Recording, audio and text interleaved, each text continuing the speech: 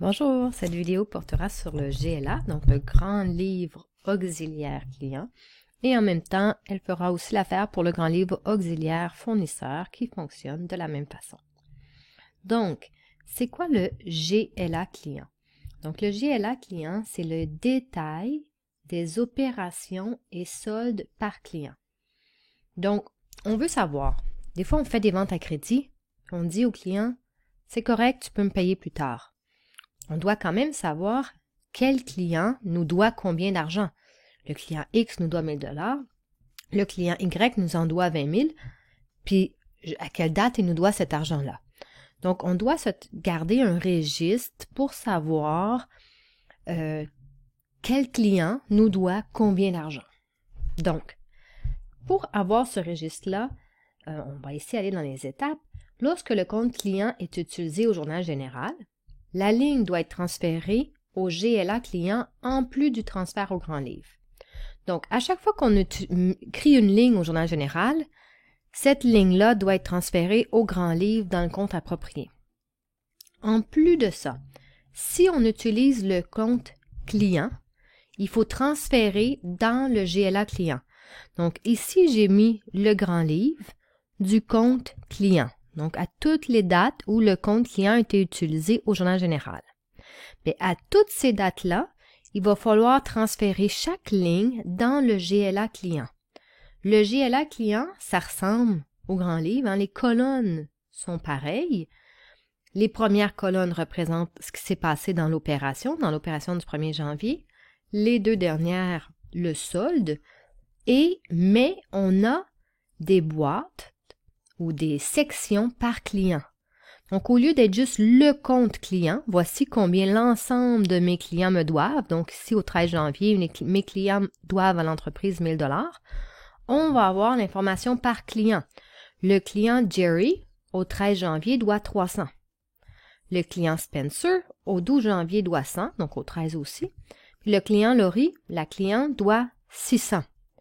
Donc, si on fait le total du client Jerry qui doit 300, plus le client Spencer et la cliente Laurie, on arrive au même solde que dans le GLA client. Donc, c'est dans le grand livre, excusez-moi. Donc, c'est très important que la somme de tous les soldes des clients au GLA client soit égale au solde du compte client au grand livre. Parce que c'est le détail. Mais c'est les mêmes informations qui s'y retrouvent. C'est juste qu'on a un détail de plus. On sait qui nous doit cet argent-là. Donc, quand on écrit une écriture au journal général, quand le compte client est utilisé, on le transfère au grand livre. On a déjà vu, il y a une vidéo sur le transfert au grand livre, et on le transfère aussi au GLA client de la même façon. Donc, le 1er janvier, l'opération a augmenté le compte client de 500 $ débit au journal général. Donc, on a mis 500 le 1er janvier dans la colonne débit dans le grand livre. Et ensuite, on a calculé le solde. Mais cette même opération-là, j'ai mis un petit peu de détails ici. Il fallait savoir à qui.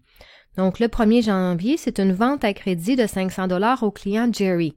Donc, on va transférer cette même ligne-là qu'on vient d'écrire dans le GLA client, mais dans la boîte Jerry.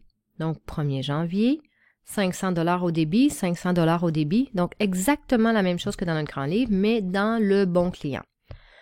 Le 2 janvier, c'est une vente à crédit au client Spencer. Donc, le 200 $ qu'on voit ici le 2 janvier, on va le réinscrire de la même façon, mais dans la boîte, dans la section du client Spencer. Et ensuite, les soldes se calculent de la même façon. Donc, le solde du client Jerry, on avait 500 débits. L'opération du 8 janvier a mis 500 au crédit. Donc, les deux 500 débits, 500 crédits, c'est égal. Donc, si on fait un moins l'autre, on arrive à 0. Donc, puis 0, c'est débit ou crédit, on n'est même pas obligé de l'écrire. 0, c'est 0.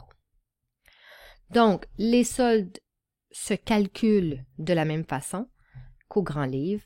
Le transfert se fait de la même façon.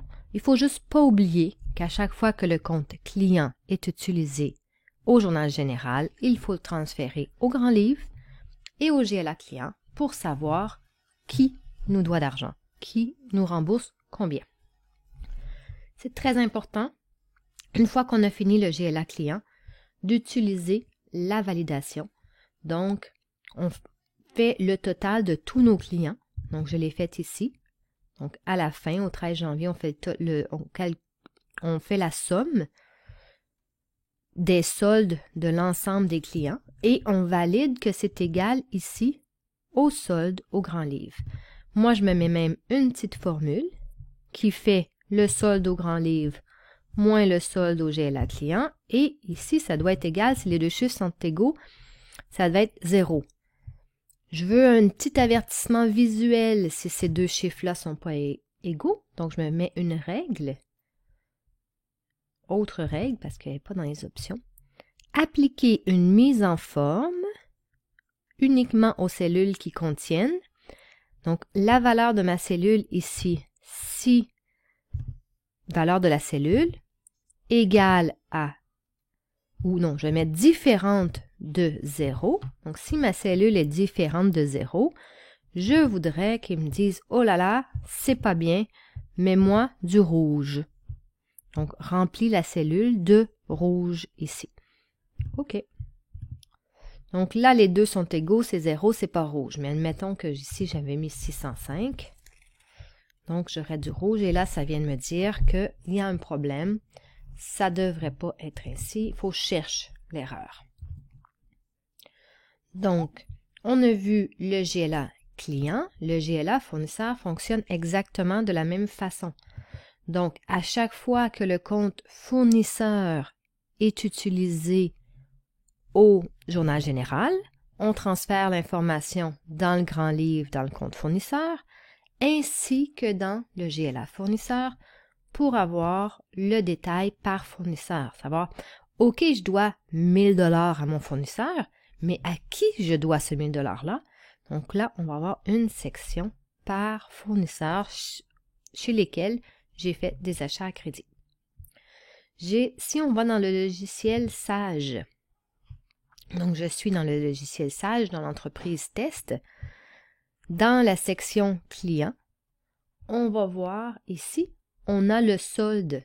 Donc, ce n'est pas tout le GLA client qu'on a, mais on a tous les clients de l'entreprise et on a le solde du GLA client. Donc, le client Alta Développement me doit, en date du 31 mai ici, 1800 $.